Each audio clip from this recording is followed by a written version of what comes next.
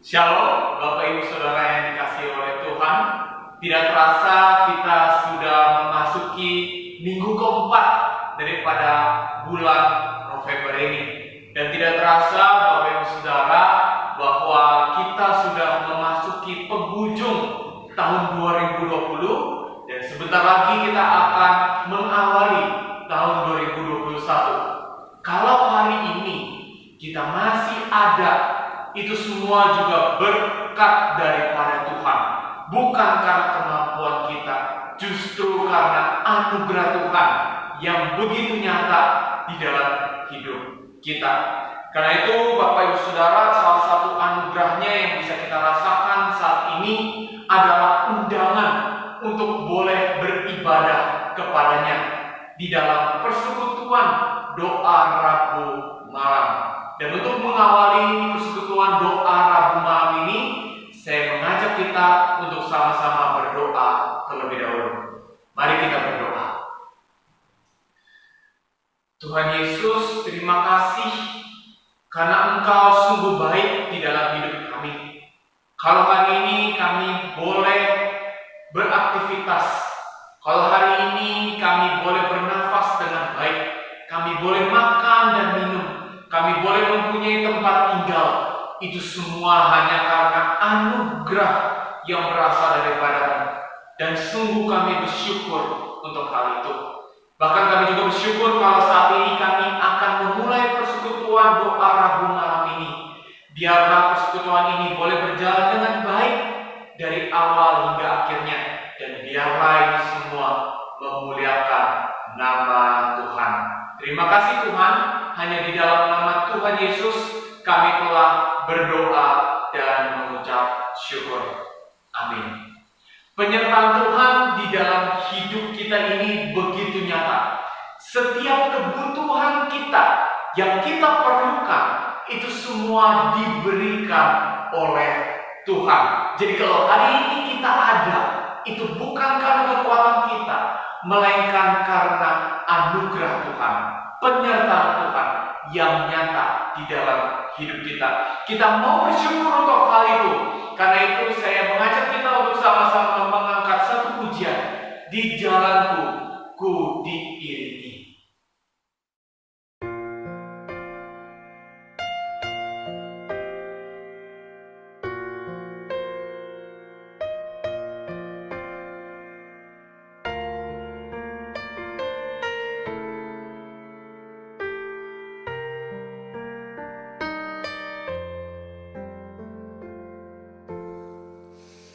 Di jalanku ku diiring oleh Yesus Tuhanku.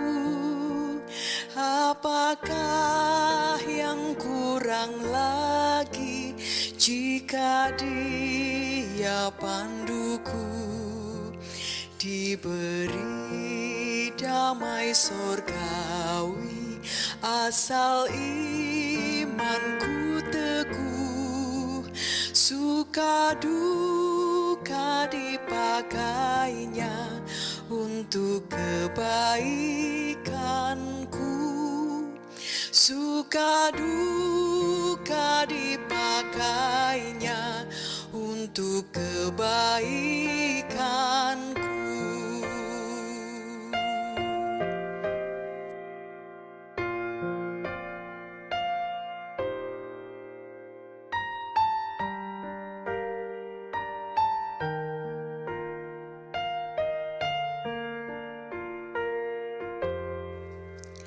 Di jalanku yang berliku, dihiburnya hatiku. Bila tiba pencobaan, dikuatkan imanku. Jika aku kehausan dan langkahku tak tetap, dari cadas di depanku datang air yang sedap. Dari cadas di depanku datang air yang sedap.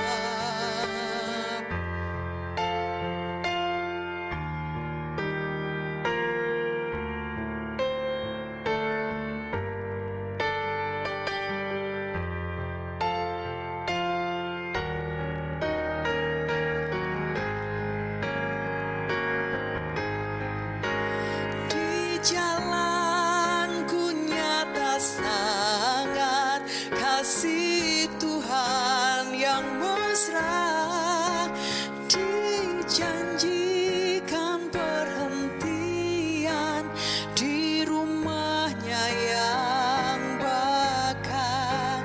Jika jiwaku membubung meninggalkan dunia, ku nyanyikan tak hentinya kasih dan pimpinannya. Ku nyanyikan tak hentinya kasih dan pimpinannya.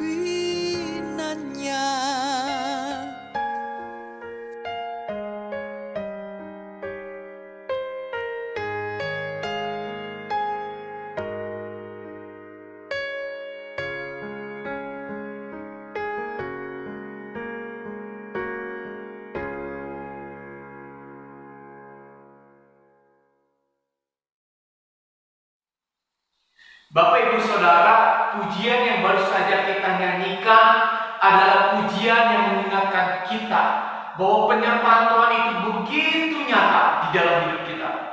Tetapi yang menjadi pertanyaannya sekarang, ketika Dia berbuat baik kepada kita, ketika Dia menyertai kita di dalam hidup ini, apa yang sudah kita lakukan untuk membalas kebaikannya? Apakah kita melakukan kebenaran firman Tuhan sebagai bentuk balasan perbuatan baiknya atas hidup kita? Atau jangan-jangan sampai dengan hari ini kita masih membalas kebaikan Tuhan dengan berbuat jahat, dengan berbuat dosa di hadapannya? Bapak Ibu Saudara, kalau kita mau jujur, sudah berapa banyak dosa, sudah berapa banyak kejahatan yang kita lakukan di hadapannya. Sudah berapa kali dalam waktu 1 minggu ini kita menyakiti Tuhan dengan perbuatan-perbuatan kita. Karena itu Bapak Ibu Saudara, di momen yang sangat singkat ini, untuk 1 menit ke depan saja, mari kita akui dosa dan kesalahan kita. Mari kita akui secara pribadi, lepas pribadi di hadapan Tuhan segala perbuatan kita yang jahat dan memohon ampun kepadanya. Mari kita mengaku dosa kita, dan nanti saya akan menutup di dalam doa. Mari kita mengaku dosa kita.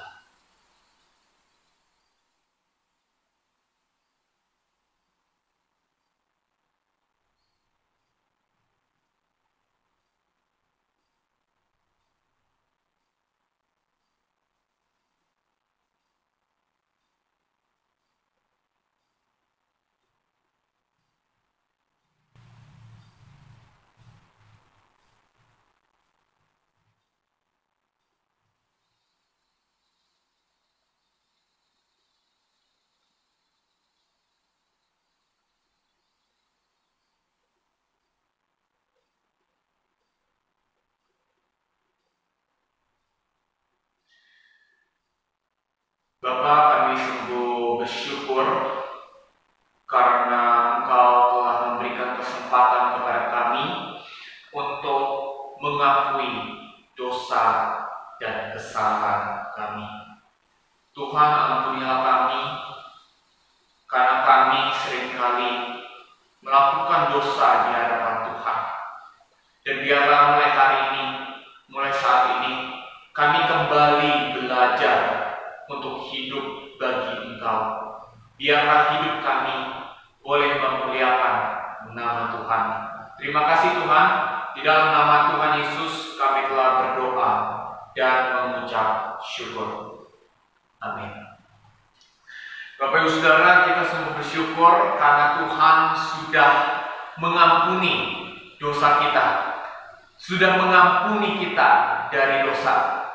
Dan kita juga bersyukur kepada Tuhan karena saat ini kita akan merenungkan kebenaran firman Tuhan.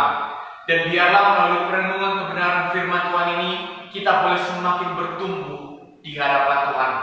Kita akan menyanyikan satu pujian yang mengingatkan kita bahwa firman Tuhan tidak hanya didengarkan, tidak hanya disimak, tetapi kita juga melakukan firman Tuhan. Mari kita angkat satu pujian, Yesus menginginkan daku.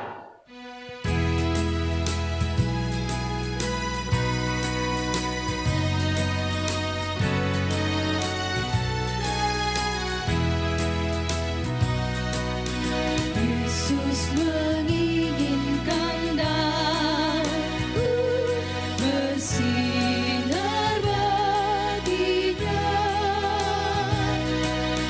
dimanapun ku berada, ku mengenangkannya. Bersinar, bersinar, itulah kehendak Yesus. Bersinar, bersinar,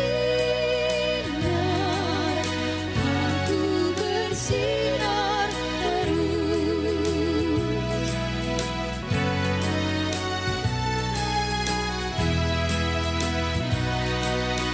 Yesus menginginkan daku menolong orang lain, manis dan sopan selalu ketika ku bermain. Bersinar, bersinar, itulah kehendak Yesus. Bersinar, bersinar, aku bersinar terus.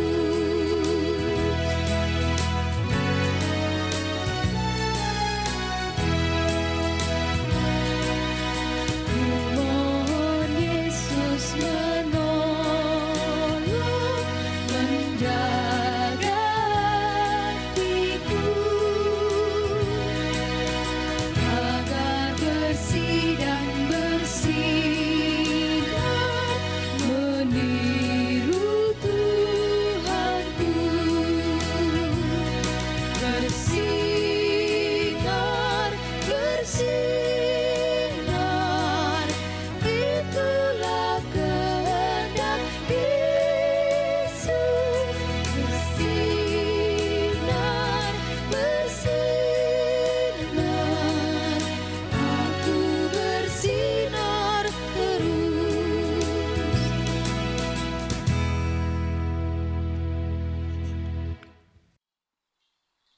Sekali lagi saya ucapkan shalom kepada Bapak Ibu Saudara sekalian. Sungguh bersyukur karena saat ini kita akan merenungkan dan menyimak kebenaran firman Tuhan. Kebenaran firman Tuhan pada malam ini diberikan tema mengingkari kebenaran Allah. Namun sebelum kita merenungkan kebenaran firman Tuhan, saya mengajak kita semua untuk berdoa terlebih dahulu. Mari kita berdoa. Tuhan Yesus, terima kasih untuk kesempatan yang telah Kau berikan kepada kami. Kesempatan di mana kami boleh merenungkan kebenaran firman Tuhan. Biarlah firman Tuhan pada malam ini memberikan kami kekuatan dan membuat kami semakin bertumbuh di dalam Tuhan. Dan biarlah Roh Kudus boleh bekerja pada saat ini, menenangkan hati dan pikiran kami, agar hati dan pikiran kami boleh tertuju kepada Engkau dan memahami firman-Mu dengan baik. Sembunyikanlah hamba-Mu ini di balik salib-Mu, biarlah nama Tuhan yang semakin dipermuliakan.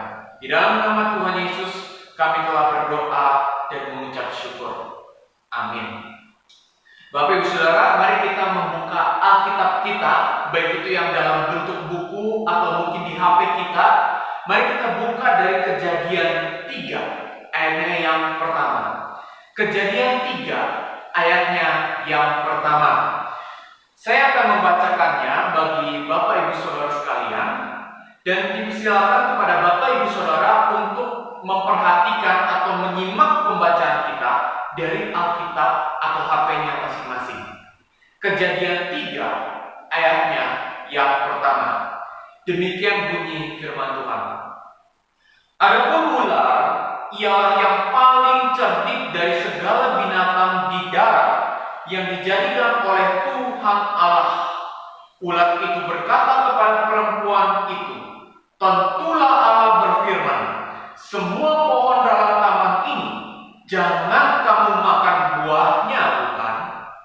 Sedemikian jauh pembacaan firman Tuhan pada malam ini. Bapak Ibu Saudara, hari ini kita hidup di tengah perkembangan teknologi yang membuat kita mudah untuk mengakses berita-berita yang terupdate.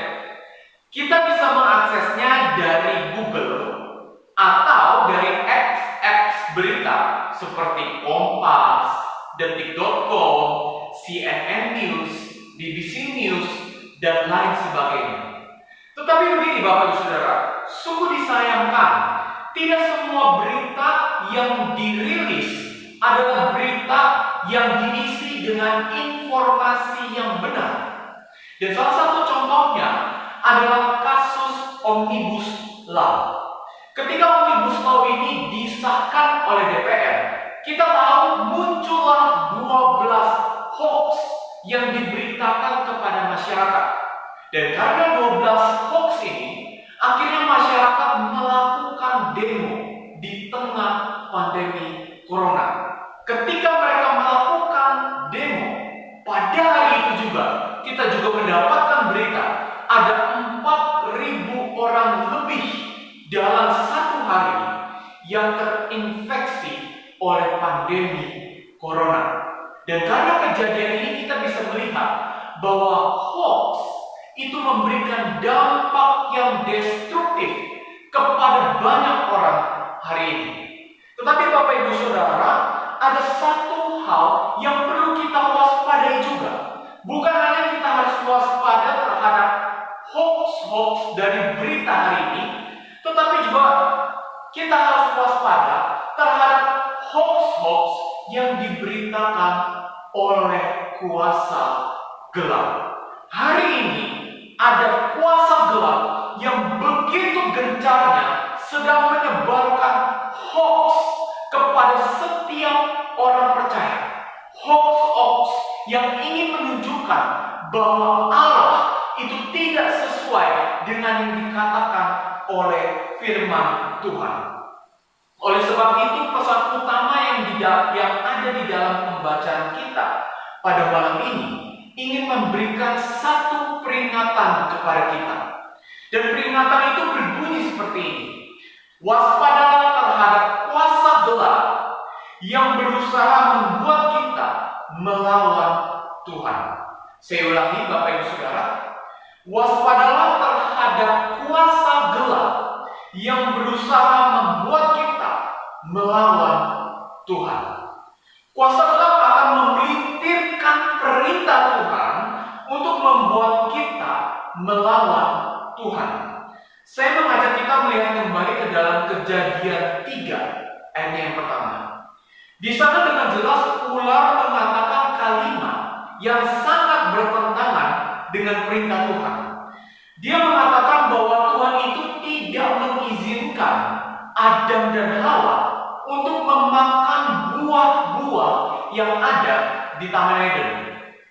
Ini jelas sekali berbeda dengan perintah Tuhan yang ada di dalam Kejadian 2 ayatnya yang ke-16. Di sana Tuhan mengatakan begini, semua pohon dalam taman ini boleh kau makan buahnya dengan bebas. Sebenarnya kalau kita melihat ke dalam Kejadian 2 ayat yang ke-16, kita bisa melihat ada satu hal yang unik. Karena kalau kita lihat ke dalam bahasa aslinya, ke dalam bahasa Ibrani, kita bisa melihat bahwa kata makan itu diulang sebanyak 2 kali. Jadi kata makan di dalam pasal 2 ayatnya yang ke-16 itu ada diulang sebanyak 2 kali. Jadi kalau dibaca secara hurufiah atau secara literal, maka kalimatnya bisa dibaca seperti ini. Semua pohon dalam taman ini boleh kau makan buahnya, boleh kau makan buahnya dengan bebas. Nah, pertanyaannya begini, kenapa sih kata makan harus diulang sebanyak 2 kali di dalam pasal 2 ayatnya yang ke-16? Karena penulis kitab Kejadian ingin memperlihatkan kepada pembacanya bahwa Tuhan pada saat itu menganugerahkan, bahwa Tuhan itu memberikan anugerah yang begitu besar kepada Adam dan Hawa. Mereka diberikan buah yang begitu banyak, yang begitu bervariasi, yang begitu berlimpah, sehingga mereka menyadari bahwa Tuhan mengasihi dan memelihara hidup mereka. Itulah sebabnya penulis kitab Kejadian menggunakan kata makan sebanyak 2 kali di dalam 1 ayat. Tetapi di dalam Kejadian 3 ayatnya yang pertama, ular justru mengurangi kata makan. Jadi kata makan di dalam pasal yang 3 ayat yang pertama itu hanya diulang 1 kali saja. Hanya digunakan 1 kali saja. Pertanyaannya, apa tujuannya? Jadi ular ini ingin mengatakan kepada Hawa bahwa Tuhan adalah Allah yang berbohong kepada mereka. Tuhan adalah Allah yang kejam dan egois. Dia adalah Allah yang tidak bisa dipegang, kata-katanya. Ular itu memelintirkan perintah Tuhan, dan kita tahu bahwa Hawa dan Adam pada akhirnya justru terbuai dan lebih percaya kepada hoax yang diberitakan oleh si ular ini. Mereka bukannya percaya kepada perintah Tuhan yang ada di dalam Kejadian 2 ayatnya yang ke-16. Bapak Ibu Saudara, hari ini kuasa gelap itu juga sedang gencar-gencarnya memelintirkan kebenaran firman Tuhan. Kuasa gelap memelintirkan firman Tuhan dengan tujuan untuk menipu banyak orang dengan hoax-hoax yang lebih menyenangkan dan lebih menggiurkan. Apa saja contohnya? Saya akan berikan 2 contoh kepada kita pada malam ini yang memperlihatkan bahwa kuasa gelap sedang memelintirkan firman Tuhan. Contoh yang pertama adalah pemikiran kekristenan itu sama dengan Katolik. Bapak Ibu Saudara, hari ini ada begitu banyak yang berpikir bahwa kekristenan itu sama saja dengan Katolik. Kenapa bisa ada pemikiran begitu? Karena mereka berpikir begini, kekristenan dan Katolik itu kan sama-sama menggunakan Alkitab. Jadi tidak mungkin dong pengajarannya bisa berbeda. Tetapi begini Bapak Saudara, apakah benar pengajaran kekristenan dengan pengajaran Katolik itu tidak berbeda? Karena kalau kita lihat pada faktanya, pada kenyataannya, pengajaran kekristenan itu tidak sama dengan pengajaran Katolik. Saya akan memperlihatkan ketidaksamaannya dari pemahaman keselamatan. Bapak Ibu Saudara, di dalam kekristenan, pemahaman keselamatan kita adalah keselamatan kita itu hanya dianugerahkan oleh Tuhan. Keselamatan kita bergantung sepenuhnya kepada karya penebusan Yesus di atas kayu salib. Jadi ketika kita percaya kepada Yesus, kita percaya bahwa Yesus adalah satu-satunya juru selamat di dalam hidup kita, maka Tuhan menganugerahkan keselamatan yang kekal. di dalam hidup kita. Loh, terus ngapain dong kita berbuat baik selama ini di dalam dunia? Untuk apa dong kita berbuat baik? Kita berbuat baik di dalam dunia ini sebagai ungkapan syukur kita kepada Tuhan. Karena Tuhan sudah menganugerahkan keselamatannya yang kekal ke dalam hidup kita. Itu yang dipercaya di dalam kekristenan. Tetapi berbeda ketika kita melihat ke dalam kepercayaannya Katolik. Katolik percaya bahwa pengorbanan Yesus di atas kayu salib itu ternyata tidak cukup. Tidak cukup untuk menyelamatkan kita. Kita perlu untuk berbuat baik agar kita juga bisa selamat. Jadi Bapak Ibu Saudara, kalau kita tidak berbuat baik, maka keselamatan yang ada di dalam diri kita ini bisa hilang. Dan nanti ketika keselamatan itu hilang, kita akan masuk ke dalam neraka. Lihat ya Bapak Ibu Saudara, beda banget kan? Keselamatan kita yang kita percaya, ketika kita percaya kepada Yesus, itulah momen di mana kita mendapatkan keselamatan yang kekal dan tidak bisa hilang. Tetapi di dalam pengajaran Katolik, mereka percaya bahwa keselamatannya itu bisa hilang. Dan itu bergantung bukan kepada pengorbanan Yesus doang. Bergantung kepada siapa? Kepada perbuatan mereka. Dan kita bisa melihat Bapak Ibu Saudara, ketika kuasa gelap memelintirkan firman Tuhan, jadi orang-orang yang menganut agama Katolik, yang memeluk agama Katolik, mereka pada akhirnya tidak bisa mengenal siapakah Tuhan yang sejati itu. Siapakah Tuhan yang diberitakan di dalam firman Tuhan. Dan contoh yang kedua adalah teologi kemakmuran. Bapak Ibu Saudara, teologi kemakmuran adalah teologi yang berkembang di negara barat. Teologi ini mengajarkan kepada banyak orang Kristen bahwa anak-anak Tuhan akan diberkati dalam hal-hal materi dan secara khusus dalam hal keuangan. Kita tahu bahwa teologi kemakmuran ini jelas-jelas bertentangan dengan kebenaran firman Tuhan. Bahkan seorang teolog bernama John Piper itu memberikan kritikan yang pedas kepada teologi kemakmuran ini. Dia mengatakan bahwa Injil kemakmuran membuat orang Kristen meninggikan berkat di atas sang pemberi. Berarti dengan kata lain, mereka menjadikan berkat Tuhan sebagai ilah di dalam hidup mereka.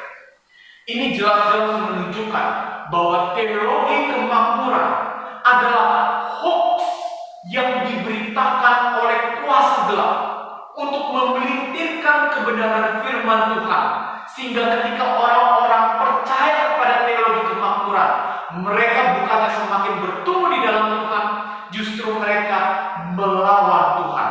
Mereka semakin jauh dari Tuhan. Mereka semakin tidak mengenal siapakah Tuhan yang sejati. Saya pernah berjumpa dengan salah satu korban daripada teologi kemakmuran. Ketika saya pelayanan di Medan, saya mengikuti satu program penginjilan yang selalu diadakan pada hari Sabtu. Dan kami selalu penginjilan ke sebuah rumah sakit. Jadi ketika saya dengan tim saya sedang mengunjungi rumah sakit itu dan melakukan penginjilan, kami bertemu dengan seorang ibu yang berumur 40-an. Dan pada saat itu, ibu itu sedang menangis di sebuah ruangan. Jadi ketika kami melihat ibu ini, kami menghampiri ibu ini, dan kami bertanya kepadanya, "Ibu, ada apa? Kenapa ibu menangis?" Singkat cerita, ketika ibu ini akhirnya bercerita kepada kami, ternyata kami mengetahui bahwa ibu ini sedang sakit hati kepada Tuhan. Dia percaya, ketika dia mendengar nama Tuhan Yesus, dia waktu itu percaya bahwa Tuhan Yesus akan memberkati dia dalam hal finansial. Dia akan dibuat menjadi orang yang kaya. Tetapi kenyataannya, ketika dia bergereja, dia justru ditipu oleh salah satu jemaat di gereja itu. Dan akhirnya dia rugi besar. Dengan kata lain, jemaat ini secara tidak langsung mencuri uang yang banyak daripada ibu ini. Ketika ibu ini merasa ditipu, dia datang kepada hamba Tuhan di gereja di mana dia sedang beribadah. Tetapi Bapak Ibu Saudara, hamba Tuhan ini bukannya menolong ibu itu. Hamba Tuhan ini justru menutup pintu rumahnya dan tidak mau mempedulikan ibu ini. Bisa bayangkan Bapak Ibu Saudara apa yang dirasakan oleh ibu ini. Dari kejadian ini saya melihat dan saya menyadari, ternyata kuasa gelap begitu gencarnya sedang menipu banyak orang hari ini. Mereka menyebarkan hoax-hoax yang bertentangan dengan firman Tuhan agar orang-orang semakin kecewa dengan Tuhan. Karena itu Bapak Ibu Saudara, jangan pernah kita percaya kepada pelintiran kuasa gelap. Jangan pernah mudah percaya kepada hoax-hoax yang diberitakan oleh kuasa gelap. Kalau hari ini kita sedang menghadapi satu masalah yang berat dan seolah-olah mulailah ada pemikiran yang mengatakan Tuhan tidak lagi mempedulikan kita. Jangan sampai Bapak Ibu Saudara kita percaya kepada pemahaman itu. Jangan sampai kita percaya bahwa Tuhan meninggalkan kita. Tuhan tidak meninggalkan kita. Tuhan justru sedang beserta dengan kita. Tuhan sedang memelihara kehidupan kita. Kalau hari ini hidup kita tidak berjalan sesuai dengan rencana kita, tidak berjalan sesuai dengan rancangan kita, ketahuilah Tuhan itu bukan benci kepada kita. Justru Tuhan ingin mengatakan kepada kita bahwa rancangan Dia, rencana Dia jauh lebih besar, jauh lebih baik bagi hidup kita. Kalau hari ini ada kehidupan rumah tangga kita sedang tidak baik, kehidupan rumah tangga kita sedang berada di ujung tanduk, percayalah bahwa Tuhan tidak meninggalkan kehidupan keluarga kita.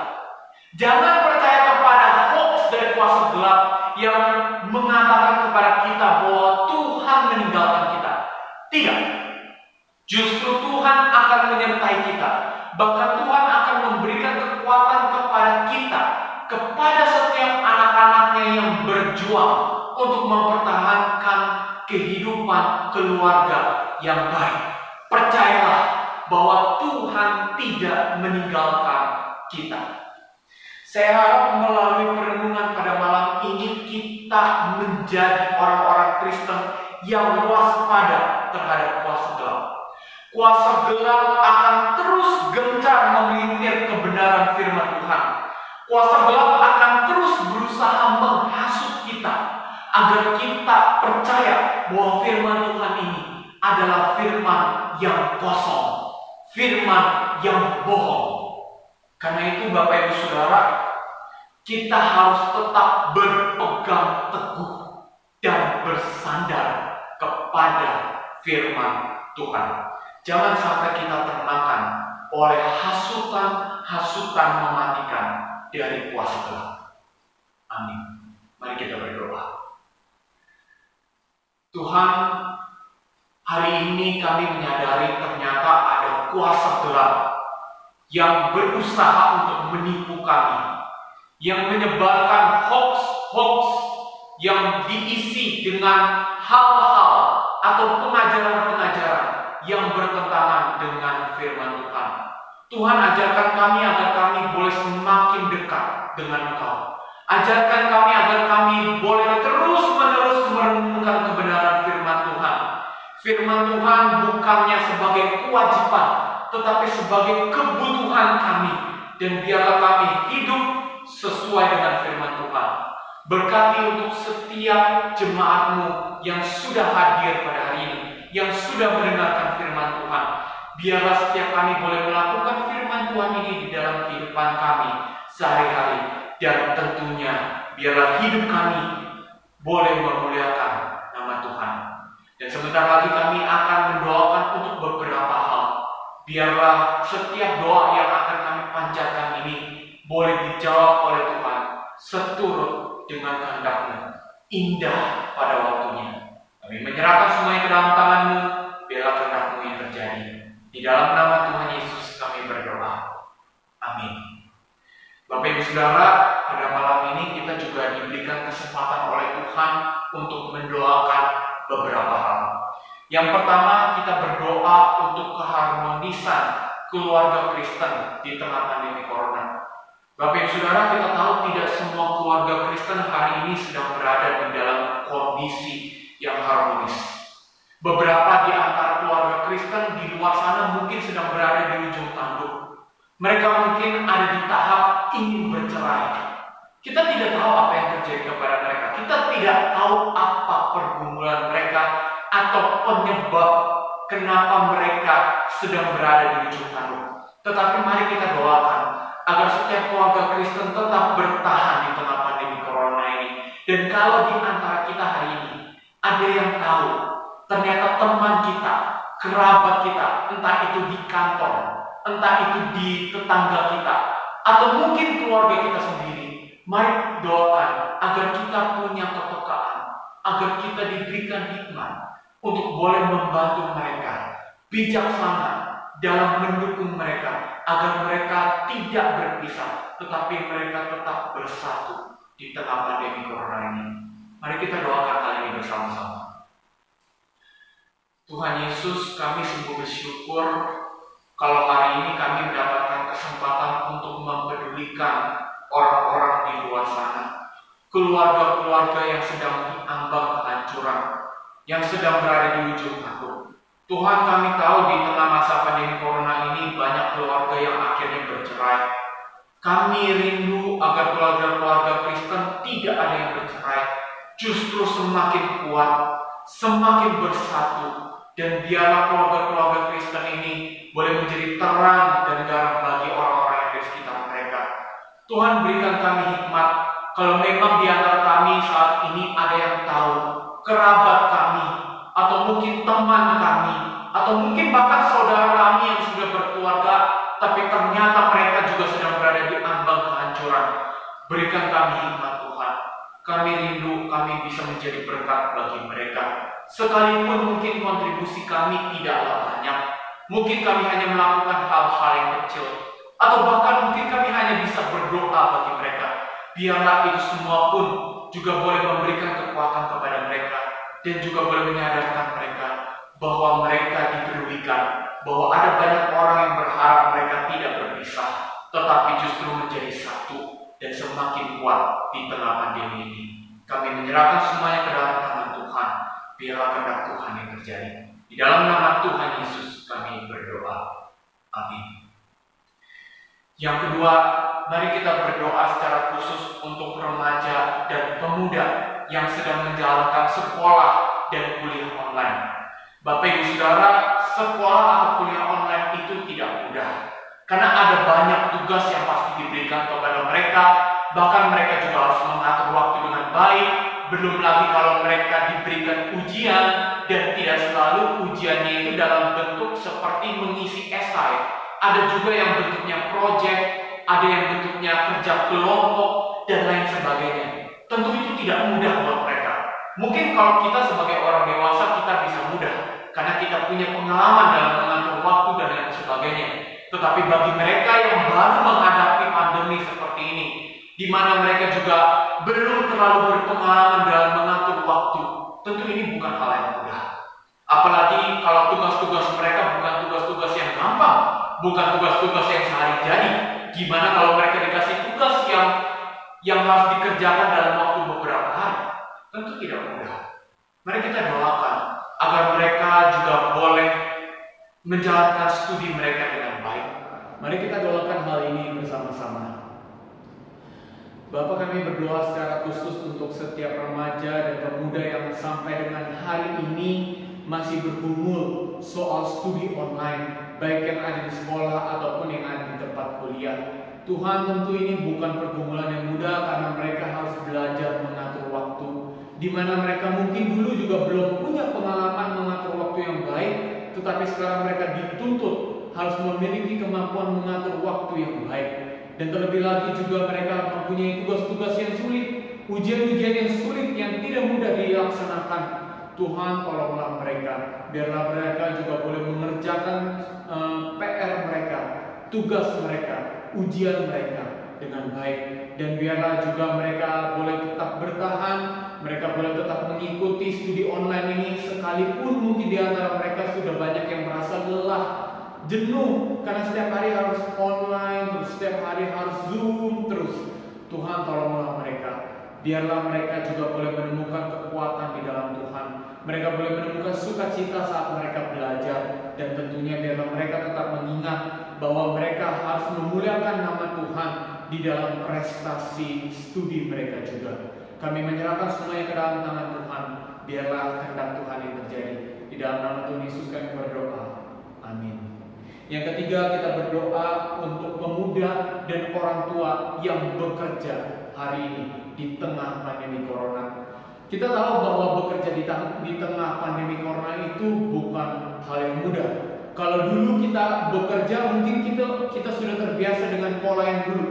Tetapi sekarang karena ada corona, maka muncullah pola bekerja yang baru. Dan kita harus membiasakan diri lagi dengan pola yang baru ini. Tentu itu bukan hal yang mudah.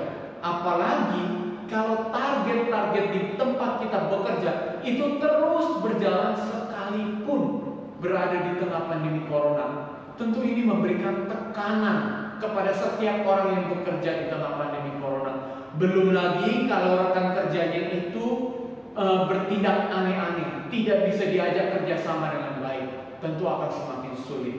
Karena itu kita berdoa, kiranya setiap orang yang bekerja di tengah pandemi corona ini, baik itu yang masih muda maupun juga yang sudah menjadi orang tua, biarlah setiap kita boleh bekerja dengan baik. Kita diberikan hikmat dalam bekerja, dan biarlah Tuhan yang tetap menghibur dan memberikan sukacita kepada kita, sekalipun memang pekerjaan ini tidak mudah. Mari kita doakan hal ini bersama-sama. Tuhan Yesus, kami berdoa secara khusus untuk setiap umat-Mu, untuk setiap pemuda dan juga untuk setiap orang tua yang bekerja di tengah pandemi ini. Tentu ini bukan hal yang mudah, karena ada pola bekerja yang baru, ada rekan kerja yang mungkin sulit diajak kerjasama, atau mungkin bahkan target-target yang kami lihat tidak realistis tetapi tetap dilaksanakan. Tuhan tolonglah, berikan kami sukacita, berikan kami penghiburan, karena sejujurnya kami pun juga lelah kalau setiap hari harus bekerja dengan kondisi seperti ini. Tetapi biarlah kami boleh tetap menemukan kekuatan ketika kami kembali kepadamu. Kami mau menyerahkan pekerjaan kami ke dalam tangan-Mu. Berikan kami hikmat ya Tuhan, karena kami tidak mampu menjalankannya sendiri. Di dalam nama Tuhan Yesus kami berdoa. Amin. Yang keempat, kita berdoa untuk setiap orang-orang di luar sana, atau mungkin ada di antara jemaat GKI Surabaya yang sedang mengalami pengangguran, yang sedang kesulitan mencari lapangan pekerjaan. Kita tahu bahwa tingkat pengangguran di Indonesia itu sangat tinggi. Ada banyak orang yang menjadi pengangguran akibat pandemi corona. Dan bisa jadi itu adalah salah satu di antara kita yang berumat, yang bergereja di GKI Surabaya, atau mungkin juga orang-orang yang kita kenal, teman-teman kita di luar sana, atau mungkin sanak saudara kita, keluarga kita, saudara sepupu kita. Kita tidak tahu, pasti ada banyak yang mengalami pengangguran. Karena itu kita berdoa, biarlah setiap kita juga boleh memiliki hikmat. Kita punya kepekaan untuk membantu mereka, dan biarlah mereka juga menyadari bahwa Tuhan yang memelihara hidup mereka.